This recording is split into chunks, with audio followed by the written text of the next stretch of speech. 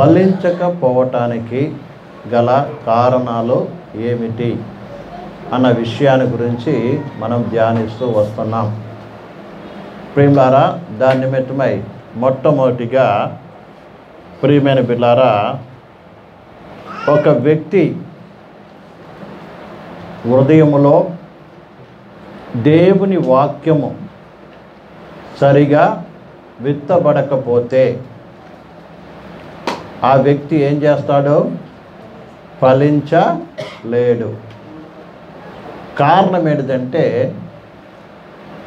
ఆ హృదయములో అనేక రకాల లౌకిక సంబంధమైన విషయాలు, లోక సంబంధమైన విషయాలు అతని హృదయంలో నింపబడి ఉండుటను బట్టి దేవుని వాక్యానికి అతను ఏముండదు? చోటు ఉండదు. అదే కాకుండా లోక సంబంధమైన అనేక విషయాలు అతని హృదయంలో ఉండటం బట్టి తన హృదయం ఏమవుతుంది? కఠినము చేయబడుతుంది. కాబట్టి ఏ వ్యక్తి అయితే లౌకిక సంబంధమైనటువంటి వ్యవహారాల చేత తమ హృదయం నింపుకుంటారో, అర్థమవుతుందండి, ఆ హృదయములో దేవుని వాక్యము నిలబడదు. కాబట్టి ఆ వాక్యానుసారముగా వ్యక్తి ఏం చేయలేడు? జీవించలేడు, ఆత్మీయంగా ఎదగలేడు, ప్రభు కొరకు ఏం చేయలేడు? జీవించలేడు. ఏ వ్యక్తి అయితే ప్రభు కొరకు జీవించలేడో ఆ వ్యక్తి ఏమవుతున్నాడు? నిష్ఫలుడుగా మిగులుతున్నాడు. అర్థమైందండి? రెండో విషయాన్ని కూడా మనం నేర్చుకున్నాం. దేని గురించి నేర్చుకున్నాం? త్రోవ పక్కనటువంటి చెట్టు, అంజూరపు చెట్టు. అర్థమైందండి? అందులో కూడా ఏం లేదు? ఫలాలు కనబడలేదు. అది ఎదిగింది మంచిగానే, మంచి ఆకులు అన్నీ ఉన్నాయి. కానీ ప్రభు ఆ ఫలాన్ని వెతకడానికి వచ్చినప్పుడు ఏం లేదు? ఫలాలు కనబడలేదు. ఎందుకు? ఆ చెట్టు ఎక్కడుంది? త్రోవ పక్కన. ఒక వ్యక్తి త్రోవలో లేనప్పుడు, త్రోవ పక్కలో ఉన్నప్పుడు నిశ్చయముగా ఏం జరుగుతుంది? ఫలభరితముగా వ్యక్తి జీవించలేడు. ఆ చెట్టు ఉండవలసిన స్థలం ఎక్కడ? తోటలో. తోట దేని చూపిస్తుంది? యేసు ప్రభు నమ్ముకున్న ప్రతి వ్యక్తి ఒక స్థానిక సంఘములో ఏం కలిగి ఉండాలి? స్థిరపరచబడి ఉండాలి. వాక్యానుసారంగా జీవితాన్ని ఏం చేయాలి? గడపాలి. అప్పుడే ఆ వ్యక్తి ఏమవుతాడు? ఫలభరితం అవుతాడు. ఫలభరితం అవ్వాలంటే కేవలం పెరుగుదలే కాదు, పెరగటానికి కావాల్సినటువంటి అన్ని సౌకర్యాలు ఎక్కడ ఉంటుంది? తోటలో ఉంటుంది, బయట ఉండదండి. త్రోపకను ఉంటే నీకు అది ఏం లేదు, అలాంటి యొక్క ఇది దొరకదు. కాబట్టి అందులో ఒక్క పండు కూడా, ఒక్క ఫలం కూడా ఏం లేదు, కనబడలేదు. చివరికి అది శపింపబడినటువంటి రీతిగా మనం చూస్తుంటున్నాం. అర్థమవుతుందండి? ఇదిగా మూడో విషయాన్ని కూడా చూద్దాం. మూడో త్రోవ పక్కన ఉండటం అంటే ఏమిటి అన్న విషయాన్ని గురించి మనము ఈ రాత్రికాల సమయంలో ధ్యానించబోతున్నాం. ఇందు నిమిత్తమై ప్రియమైన బిడ్డలారా, మార్కు సువార్త 10వ అధ్యాయము 46వ వచనం చదువుదాం. వారు ఎరికో పట్టణముకు వచ్చిరి. ఆయన తన శిష్యులతోనూ బహు జనసమూహముతోనూ ఎరికో నుండి బయలుదేరి వచ్చుచుండగా తీమాయి కుమారుడగు భర్తిమయి అను గ్రుడ్డి భిక్షకుడు త్రోవ పక్కన కూర్చుండెను. కళ్ళు మూసుకున్నట్లయితే ప్రార్థన చేసుకుందాం.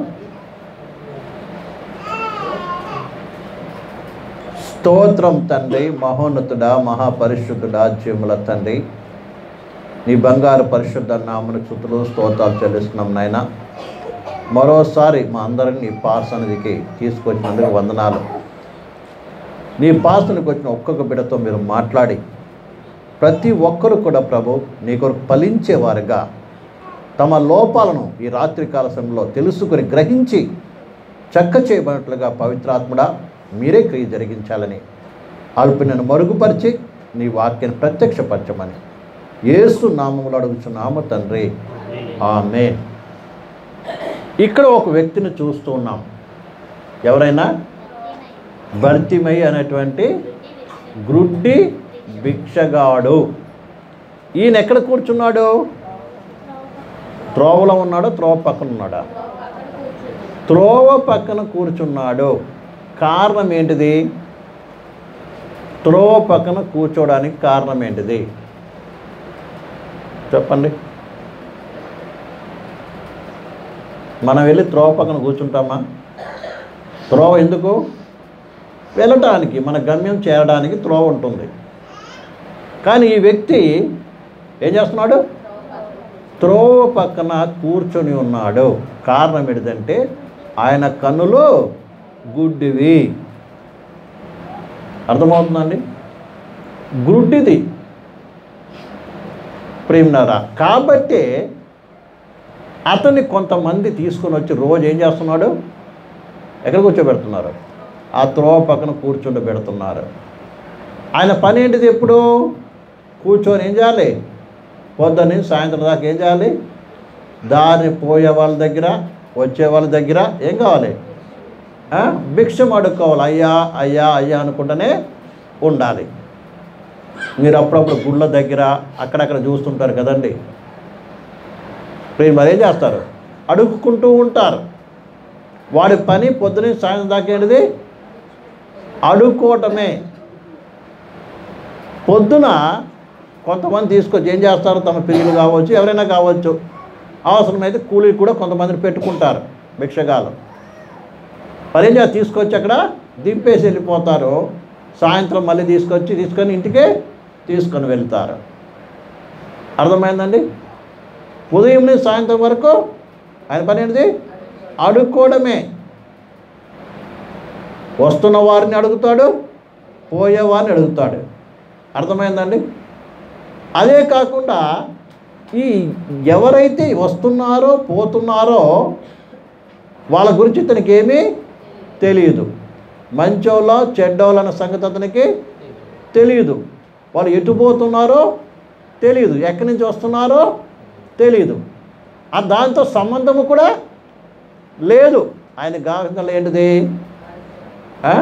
ఆయనకు కావలసిన డబ్బు, తన కడుపు నింపుకోవడానికి కావాల్సినటువంటి నిధి కావాలి. అంతే కదండి. అంత తప్ప వేరే ఆలోచన అతనికి లేదు. బహుశా కొంతమంది అతను చీదరించుకున్నప్పటికి కూడా దుఃఖపడుతున్నప్పుడు ఎందుకు నా బ్రతుకు అని కూడా అతను ఒకవేళ అనుకొని ఉండవచ్చును. ఏది ఏమైనప్పటికీ కూడా ఈ వ్యక్తి త్రోవ పక్కన ఉండడానికి గల కారణం ఏంటి తెలుసా? అతని యొక్క గుడ్డితనము. ఏ వ్యక్తి అయినా గుడ్డివాడగా ఉండటానికి ఇష్టపడతారా? ఇష్టపడరు. అర్థమైందండి? ఈ వ్యక్తి కూడా గుడ్డితనంతో ఉండటానికి ఇష్టము లేదు.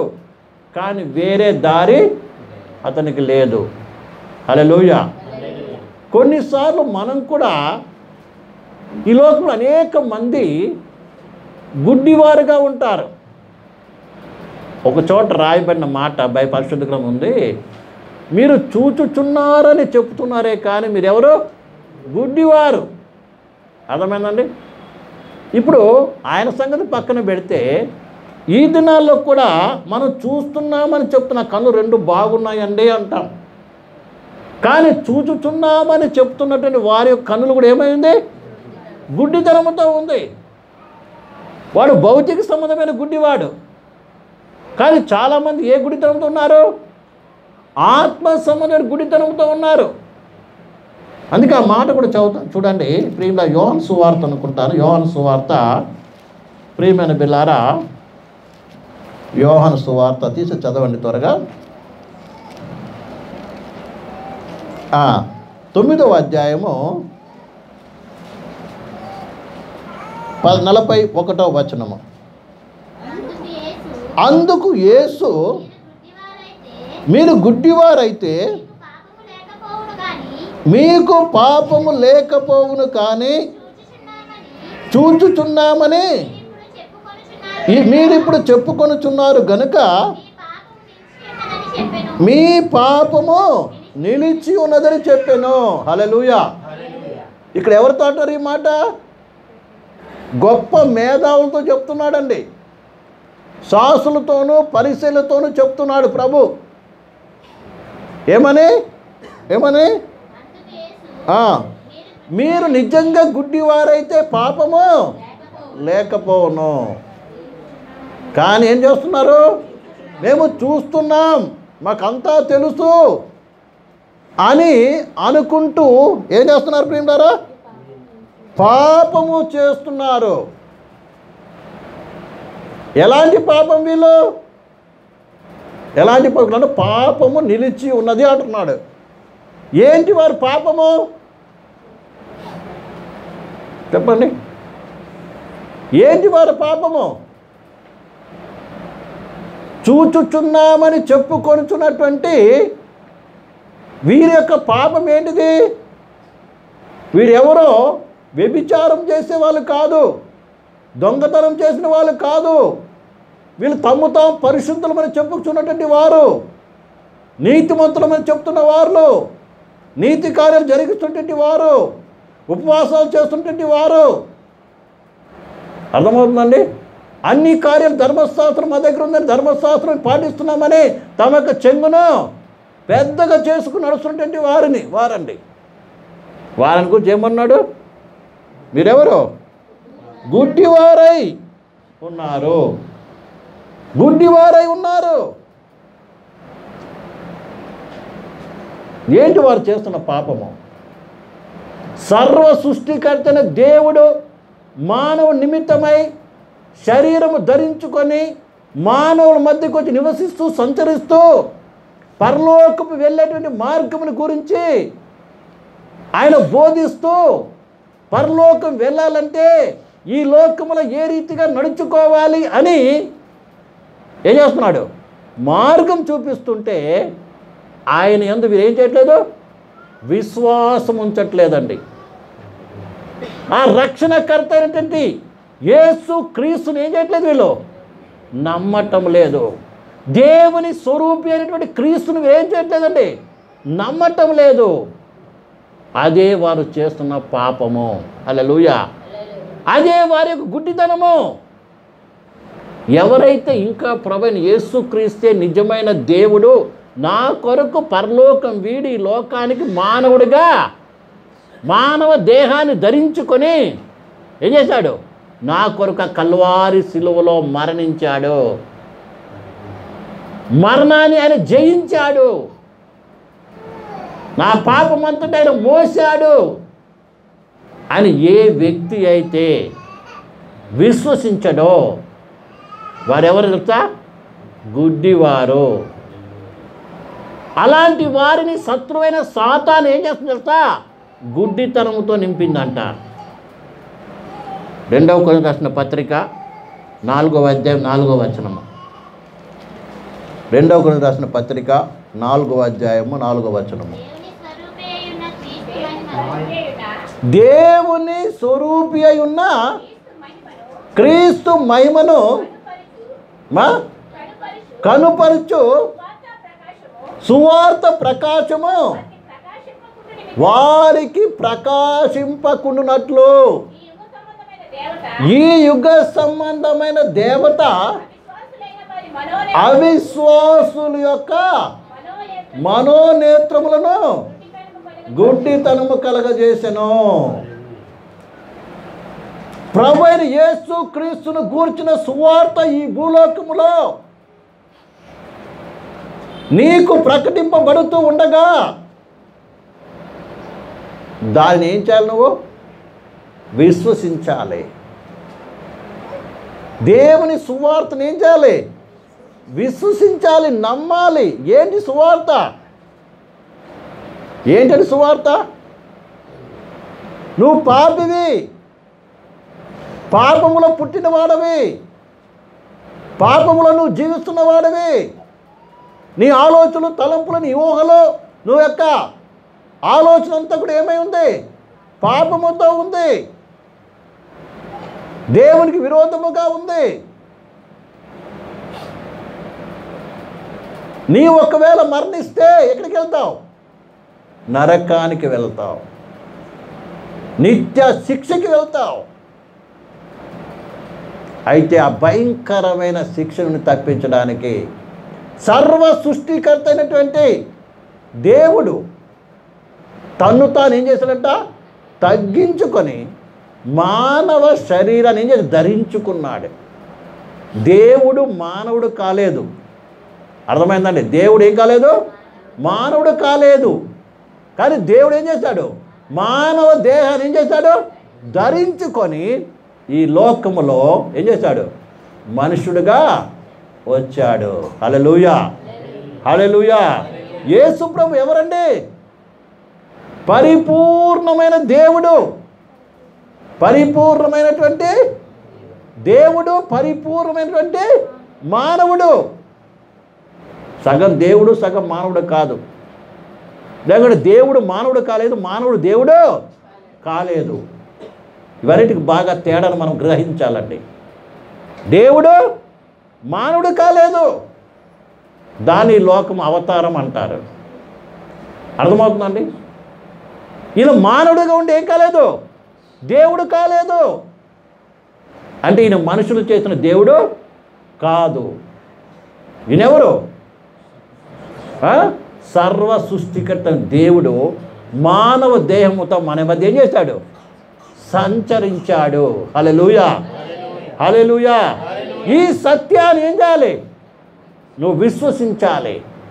విశ్వసించినప్పుడు మాత్రమే నీ కనులు ఏమవుతుంది?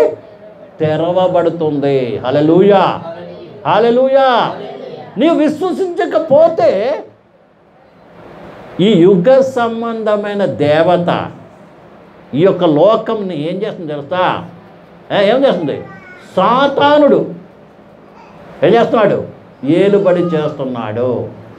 ఈ యొక్క ప్రపంచాన్ని ఏలుబడి చేస్తున్నటువంటి యుగ సంబంధమైన దేవత ఏం చేస్తుంది? అనేకులను ఏం చేస్తుందండి? నమ్మని వారి యొక్క కనులను ఏం చేస్తుంది? మూసిపెట్టింది. హల్లెలూయా. ఏం చేసింది? మూసిపెట్టింది. ఎలా మూసిపెట్టిందండి? దేవుని సువార్త, నిన్ను సృష్టించిన సృష్టికర్త యొక్క సువార్తను నువ్వు విశ్వసించకుండా చేసి నిత్యము నీకు ఏం చూపిస్తుంది? నీ కనులు ఎదుట ఏం చూపిస్తుందండి? ఈ లోకాన్ని చూపిస్తుంది. ఈ యుగ సంబంధమైన లోక సంబంధమైన లోకనాథుడు ఏం చూపిస్తున్నాడండి? నిరంతరము నీకు లోకాన్ని చూపిస్తున్నాడు తప్ప ఈ లోకములు ఎలా బ్రతకాలి, ఎలా ధనం సంపాదించాలి, ఎలా పేరు సంపాదించాలి, ఎలాగ నువ్వేం చేయాలి, ఇంకా ఈ లోకంలో ఏం కాదు, ఎదగాలి ఎదగాలి ఎదగాలని రకరకాల కోరికలు, ఆశలు, ఇచ్చలు పుట్టించి పరలోకముల గురించిన చింత అనేది లేకుండా రాబోయేటువంటి యొక్క శిక్ష యొక్క గ్రహింపు నీలో కలగకుండా ఈ లోక సంబంధమైన సుఖాన్ని, ఆనందాన్ని నీకు ఇస్తూ ఇదే శాశ్వతమని, ఇక్కడే నీ పేరు ఎల్లప్పుడూ లిఖించుకోమని ఏం చేస్తుంది? అది నిన్ను ప్రేరేపిస్తూ నడిపిస్తూ ఉంది. ఎవరైతే దాని యొక్క స్వరం విని ఈ లోకాన్ని ఏలుబడి చేస్తున్న సాతాను యొక్క ప్రేరేపణకు లోబడి నడుస్తున్నారో, నడిచినంత కాలము కూడా నువ్వెవరు తెలుసా? గుడ్డివాడవి. హల్లెలూయా, హల్లెలూయా. అప్పటి వరకు నువ్వు ఒక్కరి మీద ఆధారపడవలసినదే. అప్పటి వరకు నువ్వు మనుషులు మెప్పించవలసినదే. గుడ్డివాడు ఏం చేయాలండి? ఎప్పుడు ఏం చేయాలి? ఒకరు ఆధారపడాలి. ఎక్కడికి వెళ్ళాలంటే ఎవరు చేయాలి? ఒకరు ఆధారపడాలి. ఇతరులు లేకుండా ఏం చేయం? నడవలేము. ఇతరులు మనకు సహాయం చేయాలంటే ఏం చేయాలి? మనము వారిని మెప్పించాలి. అందుకే ఈ యొక్క దినాల్లో మనుషులు ఏం చేస్తున్నారండి? ఇతరులను ఎలా మెప్పించాలి, ఇతరులను ఎలా సంతోషపెట్టాలి, ఎలాగ వీరిని సంతోషపెట్టి నా పని చేసుకోవాలి. అంతే కదండి. అందుకని లంచాలు ఇస్తారు, రకరకాల కార్యాలు చేస్తూ ఉంటారు. ఎందుకు తెలుసా? ఎలాగని ఈ భూలోకంలో ఏం చేయాలి? మనం ఏం చేయాలి? ఎదగాలి. కాబట్టి గుడ్డివాడి యొక్క పని ఏంటంటే ఎప్పుడు ఇతరుల మీద ఏం చేయాలి? ఆధారపడేటువంటి జీవితము లాగానే ప్రియులారా వీరి జీవితము ఉన్నది. వీళ్ళందరూ ఎవరు తెలుసా? గుడ్డివారండి. గుడ్డివారు. కారణం ఏంటంటే వారు యేసు ప్రభు ఎవరు అన్న విషయం ఏం చేస్తున్నారు? నమ్మకలేక పోతున్నారు. ఎప్పుడైతే నమ్ముతావో అప్పుడే నీ యొక్క మనోనేతలు ఏమవుతాయి? వెలిగింపబడుతుంది. హల్లెలూయా. ఈ శాస్త్రులు పరిసయ్యులు యేసు ప్రభు వారి మధ్య సంచరించి అనేక సార్లు నేనే నేనే నేనే అని చెబుతున్నప్పటికీ కూడా ఏం చేయట్లేదండి? నమ్మట్లేదు కదా, రాళ్ళు తీసుకుంటారు కొట్టడానికి. ఈ విషయాన్ని బాగా అర్థం చేసుకోవాలి మనం అందరం కూడా. యేసుని ఏం చేయట్లేదు? నమ్మకపోవడమే గుడ్డితనము. యేసు ప్రభు సువార్త ప్రకటించబడినప్పుడు నువ్వు నమ్మకపోతే నువ్వెవరు తెలుసా? గుడ్డివారండి. వీళ్ళు కూడా నమ్మలేదు. ఇక్కడ ఎందుకు నమ్మలేదు? వీరి కన్నులు ఏమైంది? ఈ యుగ సంబంధమైన దేవత అవిశ్వాసుల యొక్క మనోనేతను ఏం చేసిందంట? గుడ్డితనం కలగజేసిందంట. వీళ్ళు ఏముంది? అవిశ్వాసం ఉంది. ఇది నమ్ముదమా నమ్మకూడదమ్మా, ఈ సత్యమా అసత్యమా అని ఏముంది వారిలో? యేసు ప్రభుని నమ్ముట విషయం ఏముంది వారిలో? అనుమానం ఉంది. ఎవరైతే అనుమానంతో జీవిస్తారో వారెవరు? గుడ్డివారు. నిరంతరం వారు ఏం చేయాలి తెలుసా? ఒకరి మీద ఆధారపడవలసినదే. హల్లెలూయా, హల్లెలూయా, హల్లెలూయా. ఈ లోకములో అనేక మంది మీద ఏం చేయాలి? ఆధారపడాలి. అలాగే చాలామంది విశ్వాసం అనబడినవి కూడా ఎవరి మీద ఆధారపడతారండి? మనుషుల మీద ఆధారపడతారు. వాళ్ళ మీద వీళ్ళ మీద ఆధారపడతారు. అర్థమవుతుందండి? ఎవరి కన్నులైతే తెరవబడిందో వారు ఎవరి మీద ఆధారపడవలసిన పని లేదు. వారి ఆధారం ఎవరు? యేసు ప్రభు మాత్రమే వారి ఆధారము. ఆయన మాటలు వింటారు, ఆయన వెంబడి వెళతారండి. అర్థమవుతుందండి? ఎవరి కన్నులైతే తెరవబడిందో, ఎవరైతే ప్రభువైన యేసుక్రీస్తు విశ్వాసం ఉంచారో ఏమవుతారు? వాళ్ళు ఏం చేస్తారు? యేసు ప్రభు వైపు చూస్తారు. నేను ఒక వ్యక్తిని నమ్ముకున్నాను. ఆయన ఎవరో తెలుసా? సర్వ సృష్టికర్త దేవుడు. హల్లెలూయా. ఆయన నాలో వచ్చి నాలో నివసిస్తూ నాతో పాటు ఉన్నాడు. నేను ఆయన చూస్తున్నాను. నేనేం చేస్తాను? ఆయన్ను వెంబడిస్తానని ఆయనను చూస్తూ నడుస్తారు. ప్రియమైన బిడ్డలారా, ఇది కన్నులు తెరవబడిన యొక్క లెక్క. కన్నులు తెరవబడిన వాని యొక్క ఏంటండి? స్వభావము. వాడు ఇంకా త్రోవ పక్కన కూర్చోడు. త్రోవలో ఏం చేస్తాడు? వాడు నడుస్తాడు. హల్లెలూయా. త్రోవలో వాడు ఏం చేయడు? కూర్చోడండి. త్రోవలు నడుస్తాడు. ఎందుకంటే నా ముందర నుంచి ఒక వ్యక్తి ముందుకు వెళ్ళాడు. హల్లెలూయా. ఎవరు వెళ్ళారు? యేసు ప్రభు వెళ్ళాడు. నేను కూడా ఏం చేస్తాను? ఆయన వెంబడిస్తూ ఆ త్రోవలు వెళ్ళిపోతాను. ఆయన ఈ లోకంలో పాపాన్ని, శాపాన్ని, సాతానును, మరణాన్ని జయించి తిన్నగా పరలోకం వెళ్ళాడు ఆయన. అదే రీతిగా ఆ త్రోవ నడిచిన నేను కూడా ఏం చేస్తాను తెలుసా? పాపాన్ని జయిస్తాను, లోకాన్ని జయిస్తాను, శరీరాన్ని జయిస్తాను. ఎందుకంటే నాలో ఉన్నవాడు ఎవరు తెలుసా? సమస్తమును జయించినవాడు. హల్లెలూయా. ఆయన జయించాడు కాబట్టి ఆయన నమ్ముకున్న నేను, ఆయన నా హృదయంలో చేర్చుకున్న నేను కూడా ఏం చేస్తాను తెలుసా? జయము పొందుతాను. దేవునికి మహిమ కలుగును గాక. నేను ఏ పాపం ఏం చేయలేదు, అడ్డు పడలేదండి, అడ్డుపడలేదు. ఎందుకని నా పాపాల నిమిత్తం నా రక్షకుడు ఏం చేస్తాడు? దానికి ఏం చేస్తాడు? వెల చెల్లించాడు. నేను పాపానికి రుణస్తున్నే కాను, ఈ శరీరానికి రుణస్తున్నేను కాను.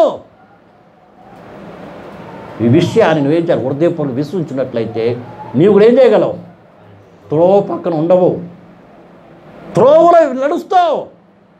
నీ ముందు ప్రయాణం చేసి లేదా ముందు ముందు వెళ్ళినటువంటి ప్రభు అయినటువంటి యేసుక్రీస్తు అడుగులో చూసి ఏం చేస్తావు? నువ్వు ప్రయాణము చేస్తావు. నువ్వు ప్రియమైన సహోదరి సహోదరుడా, ఈ విషయాన్ని నువ్వు బాగా అర్థం చేసుకోవాలి. అప్పుడు ఎవరైపు చూడవు, వాళ్ళ సాయం చేస్తారా, వీళ్ళకి సాయం చేస్తారా ఏం చూడవు. నా ప్రభు నన్ను ఏం చేస్తాడు? నాకు సహాయము. ఇప్పుడు యెహోవా నా యొక్క ఏంటి? బలము. నా కాలం లేడి కాలంలో చేసి ఏం చేస్తాను? నన్ను ఉన్నత స్థలం మీదను ఎక్కిస్తాడు. హల్లెలూయా. నీ యొక్క త్రోవలో, నీ మార్గంలో ఎంత పెద్ద పర్వతం ఉన్నప్పటికీ కూడా ఆ పర్వతాన్ని ఏం చేస్తావు? ఎక్కి దాటుకుంటూ వెళ్ళిపోతావు. అంతేకాని ఎవరి కనులైతే గుడ్డితనంతో ఉన్నదో, ఎవరైతే అవిశ్వాసులుగా ఉన్నారో వారు ఏం చేస్తారు? ఎప్పుడు త్రోవ పక్కన కూర్చొని రోజు ఏం చేయాలి? అడుక్కోవడమే పని. అర్థమైందండి? అడుక్కోవడమే పని. మనం కూడా అడుగుతూనే ఉంటాం. ఏం అడుగుతున్నాం మనకు కూడా తెలియదు కదా. ఏమడుగుతారండి? ఉంది కదా వాక్యంలో, ఏమని? అడుగుడి ఇయ్యబడును, వెతకుడి. ఈ గుడ్డోడికి అడగడం తప్ప వెతకడం కూడా తెలియదు. అర్థమైందా? మనకు అడగడం తెలుసు కానీ వెతకడం కూడా తెలియదు. అంతేనా? అడగడం తెలుసు కదా. పాస్టర్లు కూడా అడగండి అడగండి అంటుంటారు కదా. అడగండి. ఈయనకి అడగడం కూడా తెలుసు, వెతకడం కూడా. ఎందుకని? లేచి నడవటానికి ఈయనకి చేతక భయం. ఎక్కడ గుట్టలో పడిపోతాను, ముందు ఏముందో ఆయనకి తెలీదు. ఈ గుడ్డోనికి ముందున్నటువంటి విషయం ఏది తెలియదండి. అర్థమైందా? దాని అర్థమైనది గుడ్డోనికి ఎదుటిన్నది ఏమీ తెలియదని అర్థమైనది. రేపు ఏం జరగబోతుందో నీకు తెలియదు. ఎవరైతే గుడ్డివారుగా అవిశ్వాసం ఉంటున్నారో వారికి ఏం తెలియదు తెలుసా? ప్రియమైన పిల్లారా, రేపు భవిష్యత్తు గురించి వారికి ఏమీ తెలియదు. రేపు ఏం జరగబోతుందో మనకి తెలియదు. కానీ ఒక నిజమైన విశ్వాసి, కన్నులు తెరవబడిన వాని యొక్క వ్యక్తి, కన్నులు తెరవబడిన వ్యక్తి ఏం చేస్తుందా? ఏ దూరం ఉన్న విషయాన్ని కూడా ఏం చేస్తాడు? చక్కగా చూస్తాడు. అందుకే దేవుని వాక్యం తేటగా తెలిపింది ఏం తెలుసా? ఎవరిలో అయితే ఆదరణకర్త, సత్య స్వరూపి ఆత్మ లేదా ప్రభు నివసిస్తాడో, ప్రభు ఆత్మ జరగబోయే సంగతులు కూడా ఏం చేస్తుందంటే తెలియపరుస్తుందండి. తెలియపరుస్తుంది. ఎందుకంటే నీవు ఆయనతో ఉన్నావు, ఆయన నీతో ఉన్నాడు, నీలో ఉన్నాడు. హల్లెలూయా, హల్లెలూయా. ఆయనని కాపరి, ఆయన నిన్ను ఏం చేస్తాడు? నడిపించే నాయకుడైన. అందుకే ముందుగానే అనేక విషయాలు ఏం చేస్తాడు? హెచ్చరిక చేస్తాడు. ఏ రూపమైనా సరే దేవుడు ఏం చేస్తాడు? మనకి తెలియపరుస్తాడు. గుడ్డోడికి ఏంటిది? ఎదుటిన్నది ఏదో తెలియదు, కానీ నీకు తెలుసు. ఈ దినం ప్రపంచంలో ఇలాంటి భయంకర పరిస్థితి జరుగుతూ ఉండటము గురించి విశ్వాసికి ఏంటిది? తెలుసు. హల్లెలూయా. పరిస్థితికి చూసి భయపడడు. అందుకే ఇలాంటి సంగతులన్నీ తెలిసినప్పుడు నీ విడుదల సమీపించి ఉన్నదని ఏం చేయాలంట? ధైర్యముతో ఏంటంట? తల ఎత్తుకొని ఏంటంట? యేసయ్య రాకడ కొరకు ఏం చేయాలండి? ఎదురు చూడాలి. హల్లెలూయా, హల్లెలూయా. ఇది విచిత్రమైన సంభవాలు సంభవిస్తున్నప్పుడు, ఈ లోకం మీద అంతా కూడా భయంకరమైన పరిస్థితులు జరుగుతూ ఉన్నప్పుడు, భయంకర తెగుళ్ళు, రోగాలు, పరిస్థితులు అన్నీ వస్తున్నప్పుడు నువ్వేం చేయాలి? ఇదంతా నా ప్రభు ముందే చెప్పాడు, నేను వచ్చే ముందు ఇవన్నీ కూడా జరుగుతుందని చెప్పి విశ్వసించి ఏం చేయాలి? మన ఇంటి ఎవరికి వాళ్ళు ఏం చేయాలి? చక్క దిద్దుకొని మెలుకుతా ఆయన కొరకు ఏం చేయాలి? ప్రార్థనతో ఏం చేయాలి? ఎదురు చూడవలసినటువంటి వాడుగా ఉంటాడు ఒక విశ్వాసి. విశ్వాసి చూపులు చుట్టూ ఉండదు, వారి తట్టు వీరి తట్టు ఉండదు. ఎవరి తట్టు ఉంటుంది? ప్రభు తట్టు ఉంటుంది. అలాంటి వ్యక్తి ఏం చేస్తాడు కదా? ఎదుగుతాడు, ఫలిస్తాడు. వాళ్ళ విశ్వాసమైన ఫలము రోజు రోజుకి ఏమవుతుంది? అభివృద్ధి పరచబడుతుంది. లేకపోతే త్రోవ పక్కన కూర్చున్న వాడిని గుడ్డివాడిలాగానే ఉండాలి. ఇప్పుడు అనేక మంది ఇంకా కూడా ఎలా ఉన్నారండి? గుడ్డివారు ఉన్నారు. ప్రభు అయిన యేసుక్రీస్తును కానీ, యేసు ప్రభు చేసిన కార్యాలు కానీ, యేసు ప్రభు చెప్పినటువంటి యొక్క అర్థమైందా వచనాలు కానీ ఏం చేయటం చాలామంది నమ్మటం లేదు. ఒకసారి ఒక యవనస్తుడు సేవకుడు ఒక వాక్యాన్ని విన్నాను ప్రియమైనలారా, ఒక మెసేజ్ విన్నాను. అర్థమైందండి? ఆయన మాటల్లో ఏమంటున్నాడంటే 1000 ఏళ్ల పరిపాలన ఆల్రెడీ అయిపోయింది అంటున్నాడు. ఇది బాగా అర్థం చేసుకున్న విషయం. ఇలా చాలామంది దేవుని బైబిల్ చెప్పిన వాక్యాన్ని కూడా చాలామందికి అర్థం కాని పరిస్థితి, విశ్వసించని పరిస్థితి. అయితే మనం బాగా గ్రహించాలి. గుడ్డివాడు అంటే ఎవరండి? త్రోవ పక్కన ఉండేవాడు ఎవరు? గుడ్డివాడు. గుడ్డివాడు యొక్క స్వభావం ఏంటిది? మొట్టమొదట ఏం చేస్తాడు? ఇతరుల మీద ఆధారపడేటువంటి వాడు.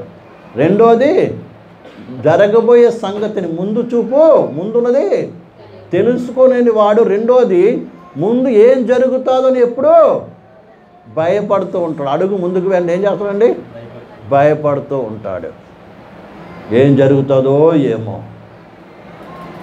ఎవరైతే ఏం జరుగుతుందో ఏమో అనే వాళ్ళందరూ ఎవరు? గుడ్డోలే. హల్లెలూయా. ఏనండి? ఎప్పుడు కంగారు పడుతూ ఉంటారు. ఇలాంటి వారు ఎవరు? గుడ్డివాడే. ప్రియమైన పిల్లలు బాగా అర్థం చేసుకోవాలి. విశ్వాసం ఏం కావాలి? నాకు తెలుసు ఇవన్నీ జరుగుతుందని. తెలుసా తెలీదా? భయపడుతున్నారా? చివరికి మరణానికి కూడా ఏమవుతాడు? అవును చనిపోతావు, నాకు ఎప్పుడో తెలుసు. చనిపోతేనే పరలోకం పోతాను. చనిపోతే పరలోకం పోతారా, లేకపోతే చావకుండా పరలోకం పోతారా? హల్లెలూయా. కాబట్టి ఈ విషయం అందుకని దేనికి మనకి ఏం లేదు, భయపడే పని లేదు. భయపరించి ప్రార్థన చేద్దాం. హల్లెలూయా. Praise the Lord. అందరూ మోకరిద్దాం, కళ్ళు మూసుకుందాం. హల్లెలూయా. Praise the Lord. Hallelujah. Praise the Lord. Hallelujah. Praise the Lord. దేవుని వాక్యం విన్న ప్రియ సహోదరి సహోదరుడా, దేవుడు ఆదిలో ఆదామును సుధించి ఫలించుడి అని ఆశీర్వదించాడు. కానీ ఫలించలేకపోయాడు. నూతన సృష్టిగా చేయబడినటువంటి మనము తిరిగి ఫలించవలసిన వారమే ఉన్నాము. ప్రియమైన బిడ్డలారా, ఫలించలేకపోవడానికి గల కారణాలు ఏంటిదని నేర్చుకున్నాం. కాబట్టి మన జీవితాలు ప్రభుకు అప్పగించుకొని, ప్రభా నేను కూడా త్రోవ పక్కన అనుభవం లేకుండా నేను ప్రభు నీ కొరకు ఫలించాలి, ఫలభరితమైన జీవితం జీవించాలి, నీ యందు విశ్వాసం ఉంచి నిన్ను వెంబడించి నేను సేవించాలి, శిశువునిగా జీవించాలి. ప్రభు అది కృప మాకు దయచేయమని ఎవరికి వారు ప్రార్థన చేసుకుందాం. హల్లెలూయా. హల్లెలూయా. ఎవరికి వారు ప్రభు చేతికి అప్పగించుకొని ప్రార్థించాలి. Thank you Jesus. Thank you Lord. Hallelujah. Praise the Lord. పరిశుద్ధమైన దైవమానికి స్తోత్రం, పవిత్రమైన దైవమానికి స్తోత్రం. అయ్యా నీ ప్రజలతో నీ సంఘంతో మీరు మాట్లాడి ఉన్నావు ప్రభు. ప్రతి మాటపడే వందనాలు. హల్లెలూయా. పవిత్రాత్మదేవ ఫలభరితమైన సంఘముగా మార్చండి ప్రభు. ఈ సంఘమును ఫలభరితముగా మార్చండి. అనేక మందికి ఉపయోగపడే సంఘముగా ఒక తోటగా మార్చండి. అనేక మందికి ప్రభు సంతోషం కలిగించేటట్టుగా, విశ్రాంతిని కలిగించేటట్టుగా ఈ యొక్క సంఘం అనే గుంపు ఉండుగాక. హల్లెలూయా. Praise the Lord. స్తోత్రం. ఇక్కడ కూడొచ్చిన ప్రతి ఒక్కరిని ఆశీర్వదించండి ప్రభు. ప్రార్థన చేసుకుందాం. స్తోత్రం తండ్రి, మహోన్నతుడా, మహాపరిశుద్ధమైన తండ్రి, జీవముల దైవమా, ఇదిగో ప్రభు నీ ప్రజలను మమ్మను ప్రేమించి అయ్యా ఈ 2 దినములు కూడా ప్రభు నీ ప్రజలకు నీ సంఘంలో పరిచయం చేసినటువంటి గొప్ప భాగ్యాన్ని మీరు అనుగ్రహించినందుకై నీకు వందనాలు, స్తోత్రాలు చెల్లిస్తున్నాం నాయన. ఇదిగో ఈ 2 దినములు కూడా ప్రభా నీ ప్రజలం ఏంటంటే మా అందరితో కూడా మీరు మాట్లాడినందుకు వందనాలు. నీ ప్రజలను ప్రభు ఫలభరితముగా చేయాలని మీరు ఆశపడుతున్నారు కాబట్టి ప్రభు అయ్యా ఫలించమని ఆశీర్వదించినట్టుగా ప్రభానికి స్తోత్రములు. అయ్యా తను నీకు వందనాలు. అయ్యా ఈ 2 దినములు మీ పిల్లతో మీరు మాట్లాడినందుకు వందనాలు చెల్లిస్తున్నాం నాయన. అలాగే ఫలించకపోవడానికి కారణాల గురించి కూడా మీరు మాట్లాడి ఉన్నారు ప్రభు. ఎవరికి వారు ప్రభు వ్యక్తిగతముగా ఫలించకపోవడానికి గల కారణాలు తెలుసుకొని నువ్వు మాటల రీతిగా గ్రహించిన వారై ప్రభు అయ్యా సరి చేసుకొని శుద్ధి చేసుకొని పరిశుద్ధపరచుకొని ప్రభు ప్రత్యేకించి ప్రభు రాబోతున్న నూతన సంవత్సరం నుంచి కూడా నూతనమైన రీతిగా నీ బిడ్డలు ప్రభు పుష్పించి ఫలించి నీ నామమునకు మహిమకరంగా జీవించినట్లుగా అయ్యా పాతవన్నీ వారి హృదయం తొలగించి శుద్ధి చేసి పవిత్రపరిచి పనికిరాని తీగలని తొలగించి ప్రభు రాబోతున్న కాలంలో ఎక్కువగా ఫలించి నాకు మహిమ తీసుకొని రావడానికి ఒక్కొక్క నాయకత్వ పరచమని ప్రార్థిస్తున్నాను. మోకరించిన ప్రతి బిడ్డను కూడా దర్శించి అయ్యా నిష్ఫలం కాకున్నట్లు నీ బిడ్డలు ఫలించి నీ నామానికి మహిమ తీసుకొని వచ్చే వారికి ఒక్కొక్కరిని తీర్చిద్దామని దేవా జరిగిన పరిచర్య ప్రతి జీవితంలో ఇక్కడ మోకరి ప్రతి బిడ్డకు జీవితంలో ఇది ఫలింపచేసి నీ నామను గొప్ప చేసుకోమని ఇది ధన్యతను ఈ భాగ్యాన్ని అల్పులైన మాకు అనుగ్రహించినందుకు నీకు వందనాలు చెల్లిస్తూ వచ్చిన ప్రజలు దీవించి పంపించమని వెళ్తున్న ప్రజలతోనూ ఉంటున్న మాతోనూ నీ కృపా సమాధానము ఎల్లవేళ ఉంచి నడిపించాలని నీ నామని గొప్ప చేసుకోమని మహిమా ఘనత ప్రభావం తెచ్చుకోమని యేసు నామములో అడుగుచున్నాము తండ్రి. ఆమేన్. మన తండ్రి అయిన దేవుని ప్రేమయో కుమారుని యేసుక్రీస్తు కృపయో పరిశుద్ధాత్మక అన్యోన్య సహవాసము కూడొచ్చిన మనందరికీ లోకంలో సకల పరిశుద్ధులకును ఆయన కొరకు ఫలించే ప్రతి ఒక్కరికి కూడా ఆయన రాకడ పర్యంతము తోడై నడిపించును గాక. ఆమేన్. ఆమేన్. అందరికి కూడా యేసుక్రీస్తు నామములో వందనాలు.